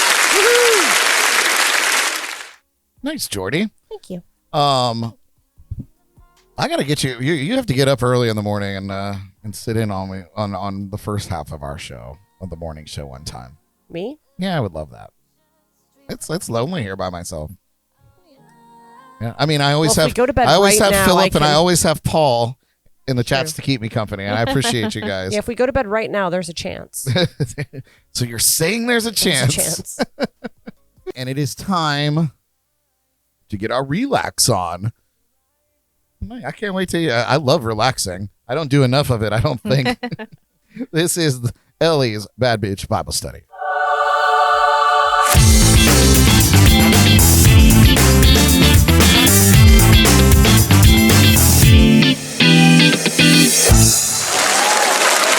Oh, yes. Welcome, bitches. Namaste. I am your host, Ellie Brock. This is Bible Study. I'm here with Jay Tay JT. and B Brock. Whoop, whoop. And tonight we're going to talk about relaxing. What you guys do to relax, what I do to relax, and how important it is to have that time to decompress and actually do nothing, and how doing nothing is actually very productive. So JT, what are some things that you enjoy doing that help you relax after a long day? Well, sometimes I enjoy a nice shower. Showers are Shower great. helps, yes. Gets you all refreshed. Mm-hmm. I also like to watch my favorite show, which would be Drag Race. Okay. I don't know. Any comfort foods? Not these days so much. No. I'm just- Okay. well, sometimes I like to cook. I like to make like my little dinner and have my little meal. Okay. I don't know. That sounds very relaxing. Thank you. The bra's got to come Oh, off. yeah. Yeah, pajamas. I agree Mhm. for myself. But yeah. Very nice. What about you, Bradley? Oh man, all I do is relax. I just relax all the time. All the time. I'm You're relaxing very right relaxed. now. I'm relaxing right now. No, I do eat to relax. So when I get home from work, I'll usually eat something, whether a snack or a full blown meal, depending on when I get home. But so I'll do that. I like having a drink. And sometimes I'll, whether it's a beer from the tap or Scotch? or scotch for National Scotch Day. Sometimes I like to make a nice cocktail. I'll make a martini or, I don't know, something It's like nice having a full liquor bar in your home too, huh? quite helpful. Yeah. Yeah. Anything to just kind of take my mind off of whatever it is I was just involved in, but I don't know, going to bed, laying in my bed is singularly the most relaxing thing that I do at the end of my day, for sure. Nice. Dream cloud. Oh, I forgot Dream TikToks too. TikToks. I love just scrolling, watching TikToks You to go know- to bed too. I enjoy scrolling through TikToks, but I notice that it doesn't relax me. It stimulates me. And I just I don't ever feel fully relaxed after sitting on my phone for an hour scrolling through TikTok. Am I the only one in No, that? I get that sometimes. Okay. Yeah, Yeah, It's just a lot I coming don't- at you I Yeah. don't watch consistently. it's true. You know what else I do to relax? Believe it or not, because I don't know, I'm so hyper focused on things throughout my day, in multitasking and into different projects. Sometimes when my day is over, I like to just literally sit. I'll sit on the couch in our formal room and just stare out the window. I'll have a drink and I'll sit on the couch and it's dead silent in the house, and it's usually it's about an hour before Jordan gets home, and I'll just sit for 40 minutes and just stare out the window and just let my mind wander, and have a drink. When the drink is done, I'll get back into my life or whatever, go make the bed or clean the house like a good house husband. It's funny that you bring that up though, because I do that too. If I've had a really bad day, I'll come home and sit on my couch in complete silence and darkness and just sit and just go through everything and just kind of work my shit out. And then eventually I'm just all right, okay, let me go shower now. And, Yeah. For me, it's sometimes I need to go full stop. yeah. And just stop. I don't know. I'm not the kind of person that always has to be entertained, or always has to be doing something. I believe if I was a sim, you remember The Sims? I'm just the one that when you stop playing, I Stand in the corner. Stand in the corner. That's it, man. But doing that is, if you're capable of doing that. I know a lot of people aren't. They're just, the brain just won't allow them to have that kind of moment. But to me, that's very comforting and the best way for me to relax. I can sit and watch TV and it's nice, after you have a nice shower and just cuddled up on the couch with some cats and my comfort show and my comfort food. But really just kind of sitting with nothing helps me the most. Yeah. I love it. That's the best way for me to relax. Outside of I don't know, going to the spa or doing something. That gives doing me something anxiety. No, relaxing, I want to guess. relax in my house alone. I guess me too. I enjoy it. But so how do you guys feel after you've done your relaxing thing? Do you actually feel relaxed or do you still feel stressed out after that? After what? After relaxing, do you truly feel relaxed or do you still feel anxious or angry or whatever emotion you were feeling before that? I feel like it depends. Depends what the the issue was or what the anxiety, annoyance was over, like how bad it was, to what Right. degree, kind of, you know. Is there anything you can do that gives you like that true kind of like peace feeling? Yes, take half a Xanax and pass out. Hey, if it works, it works.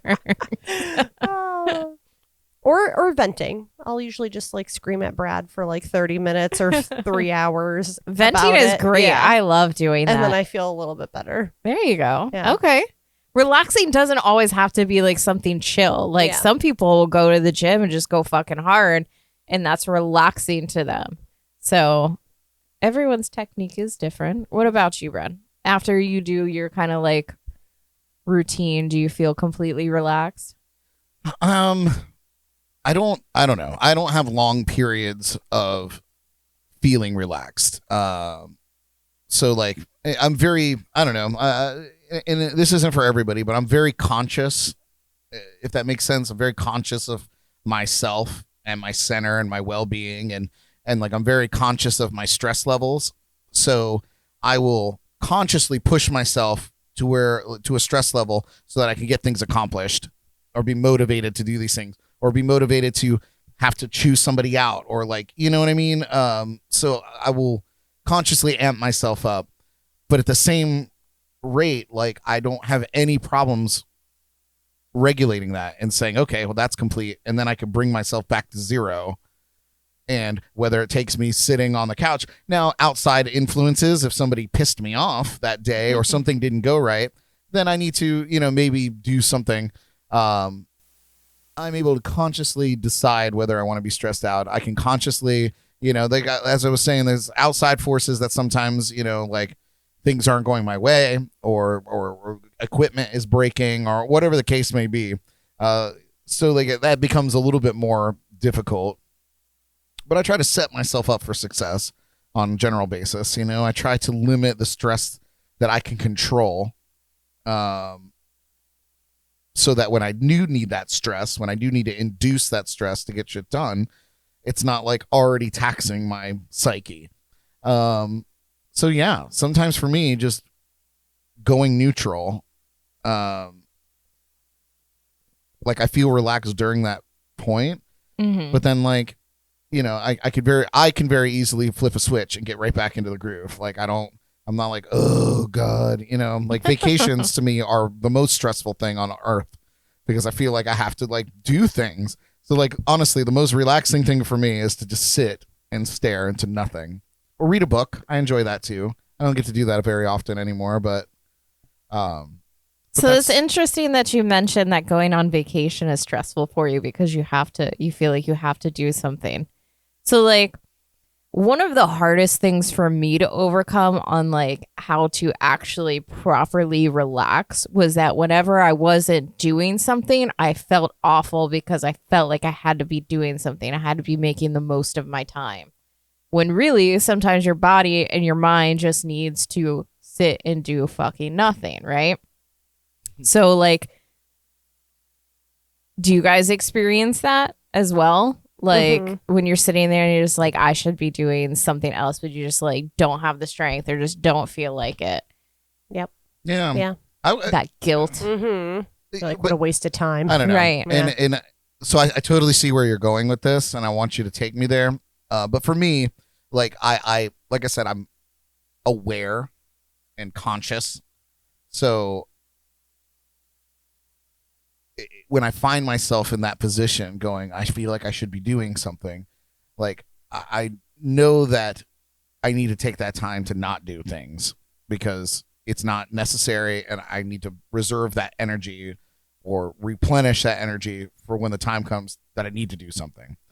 So yeah, like, So you're on the next step. right, Which is where I finally was able to get to myself, because I would notice I was like beating myself up mentally about like there's so much more I could be doing, but really like to get motivated was the hardest thing in the world. So like, why was I feeling that way? Well, it was because I was exhausted in one way or another, and that time that I take to actually relax is super beneficial and needed to continue to be productive when I do have that energy. Like, on my days off, sometimes I would just lay on the couch all day and watch TV.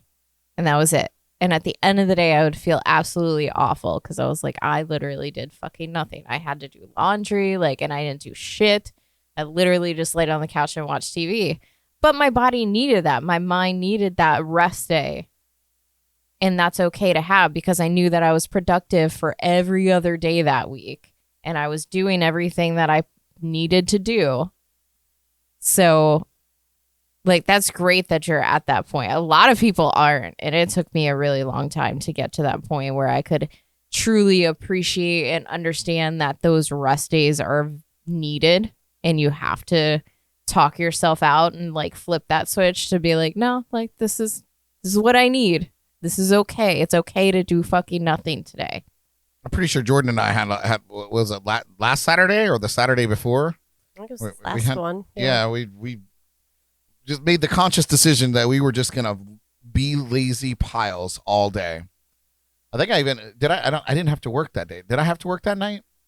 Yeah, I think at night. Yeah, but we spent the whole day just Napping, lounging. lounging. Yeah, it was ordered like, breakfast. yeah, like it was wonderful. Truly. Right? We had 2 naps before like 2 p.m. It was Amazing. wonderful. Yeah.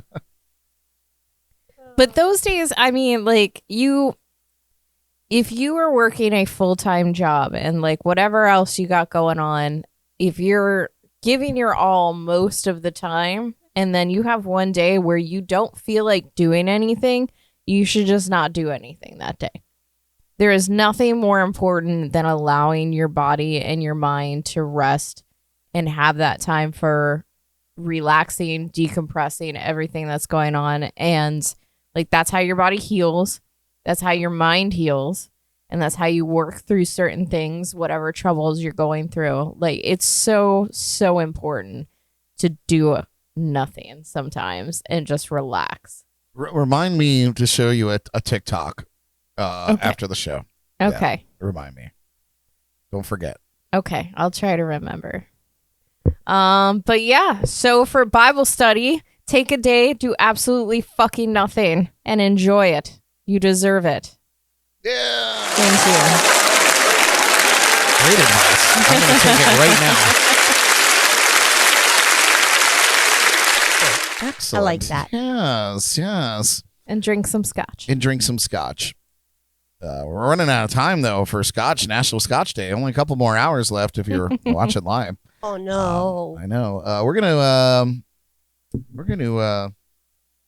start wrapping this show up here with our shameless plugs.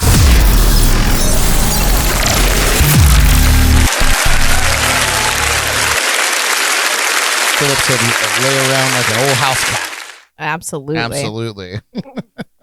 All right, we'll let the girls get in on their shameless plugs first. Ellie, any shameless plugs for us?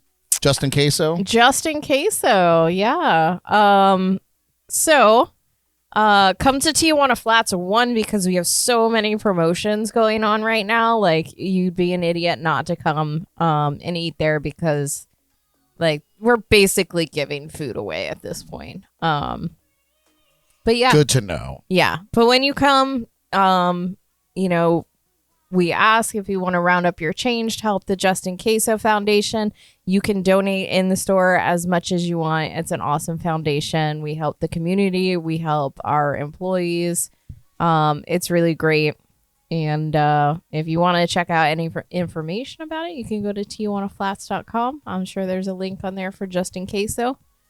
And yeah. Excellent.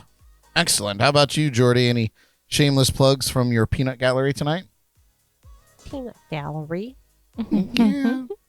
No, I don't. There are so many drinks on that table. It's There's incredible. there's a lot happening. I have to take a She screenshot. looks surrounded. This is not relaxing. Looks relaxing to me. I guess that's true. You have to drink it. Should we spin the wheel to see who has to drink To the drink the green blend? mixture cup, Absolutely not. the 15 blend. Oh god. Is that what no. this would be? Yes, the 15 blend. Instead of Glen. Okay, anyway. the GLENLIVET. Yeah, no, I don't. I think I'm okay. Oh, Thank you. well, Okay, go ahead, you Brad. took the long way around to get there. Okay. Well, first off, thank you so much for joining us live on YouTube tonight, including Naked HD, our biggest fan tonight. And, you never know. Find love Click on the tonight. link. Have a good time. Yeah, find go love. find love in your city. For real. I think they're just spreading the word. Words. Yeah. Yeah. I'm going to make them a moderator. Anyway, seriously, thank you so much. It's going to be a major push over the next month or so to get people from Facebook to subscribe on YouTube. I want it to be all YouTube all the time, and Facebook just to interact with you guys on a platform that you're happy with. But we want you to come and watch the show on YouTube. So please subscribe and spread the word. If you have friends that enjoy the podcast as well, let them know that's what's happening. For those of you that, like I mentioned a few times, if you're driving or you can't watch but you want to listen, JNC Radio is back, and it's on the free Live 365 radio app. You can get it from for Apple or for Android. I know Philip has it and has been listening, and Paul's been listening as well. Jordan listens.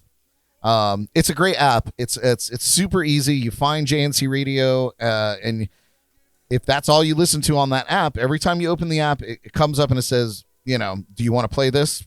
And you go right back in. It's so simple. You hook it up to your car Bluetooth, open the app, push play now, and you're right there in with us. And it's super easy, way easier than having to open your YouTube and find our channel. And it's great. It's great for driving. I know I had it before, and then it was not really cost effective to keep it going. But now that I have a morning show every single morning, and we have other programs, including this one that we're working into the show list, it's going to be great. And the music is better this go around. May I pickle back off of that? Please pickle back off of it. Okay, cool. Yes, got the Live 365 app. Love it in the car because sounds silly too, but I like to put my GPS map up just to know like how long it's going to take. Maybe they reported an accident, which they never do, but it's fine. Whatever, just make sure we're on the right road. It's early.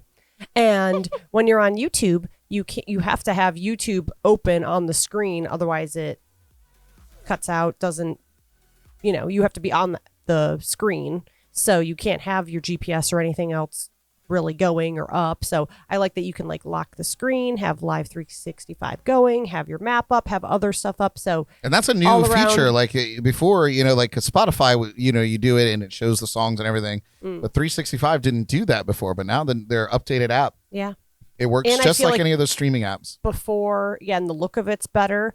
And I feel like before it also just kept playing. Like even when you disconnected from your car, you had to like physically pause it. Yeah, it's way smarter. Now it pauses itself, picks up where you left off. Yeah, it's overall. It's a 5-star. Yeah, it used to like slack on the song names too. Like it would be like 2 or 3 behind, and really weird stuff. They overhauled it. It's so much better now. They're actually working on being able to create custom apps for individual channels.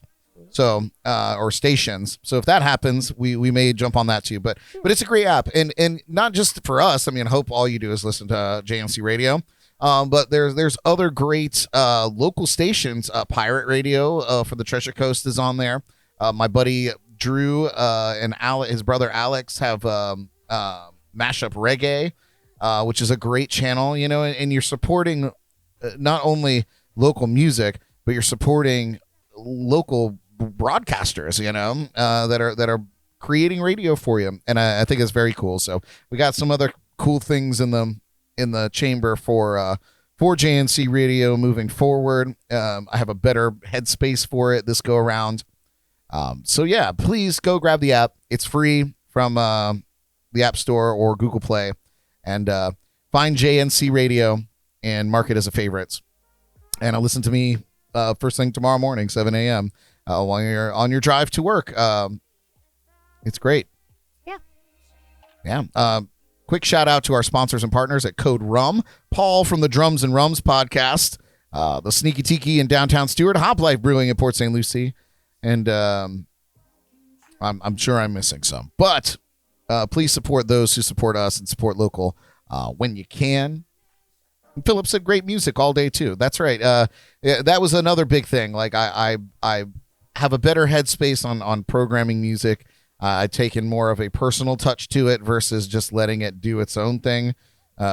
Before I would have it set to an auto DJ, and it had a tendency to like repeat songs all the time and never get through half of the list. So now like I think it's at like it's music for 7.5 hours before it recycles in a different shuffle. So you know you're hard pressed, and I think every week I'll be adding new stuff and taking stuff out and updating the list. So, but yeah, it's feel good music mixed with some of our great local artists here and some of my friends that aren't so local but are independent in their own right. So please go and check that out. Speaking of the morning show, wake up with me each weekday morning on my all new Jams and Coffee morning show. That's live streaming at 7 a.m. on YouTube and on the JNC radio station on the Live 365 radio app. We have fun and dive into some thought-provoking articles, local and national headlines, and music news. And I'll even read you the weather. So go and check out the morning show on YouTube. And I'll advertise it on Facebook, but I'll link it right out to the YouTube channel. Please subscribe. If you dig what we do, consider checking out our Patreon page and supporting us with a subscription for as little as $5 a month. And we will be adding some exclusive content to that moving forward. But right now, it just kind of is what it is. You're just kind of helping us out. There's other options, but we don't have. We're not able to fulfill any of those promises. So the $5 is fine. It really does go a long way helping us get our props and the games and things that we do here.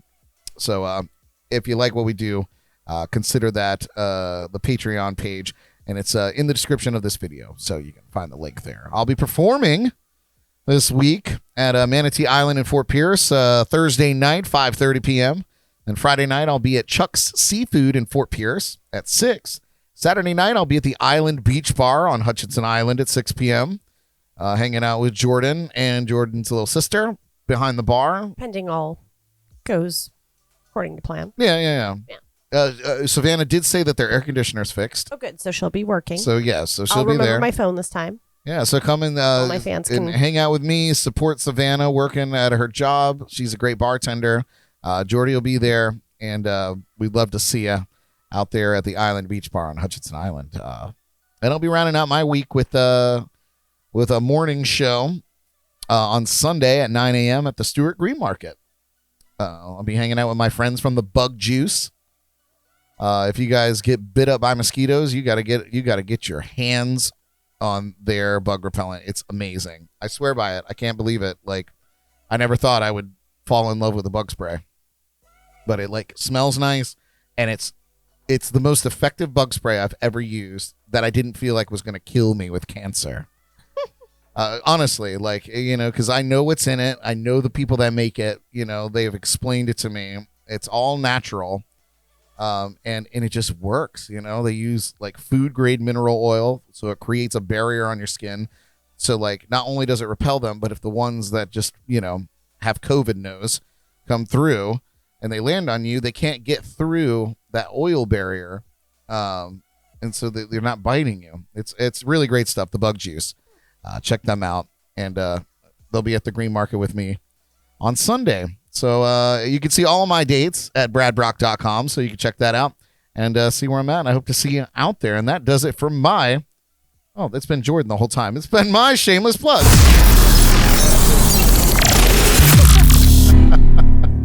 All right. Well, you guys, I hope everybody enjoyed our show tonight. I hope that you learned something new about Scotch. What about you guys? Did you learn anything new about Scotch tonight? Yeah. Yeah. so much. Well, something new. I know. I had a mouthful. Thanks again so much for joining us. Give it up once again for the Destruction Crew, Jordan and Ellys. We hope Derek gets well soon. No more eating watermelon seeds, you son of a bitch. No more watermelon sugar high for him. Yeah, no. We gotta get him some vitamins or something, right, Ellie? Yes. Yeah. Anyway, you guys, Or a bubble. or a bubble. Tune in next week when we chat with singer-songwriter and loop artist extraordinaire Ricky B. We got lots to talk with him about, so that's next week here on the JNC podcast. Until then, drink your scotch neat, drink some water for the heat, and wash your stinky feet. Broadcasting live from the legendary JNC Lounge. I'm Brad Brock. We love you guys so much. Good night.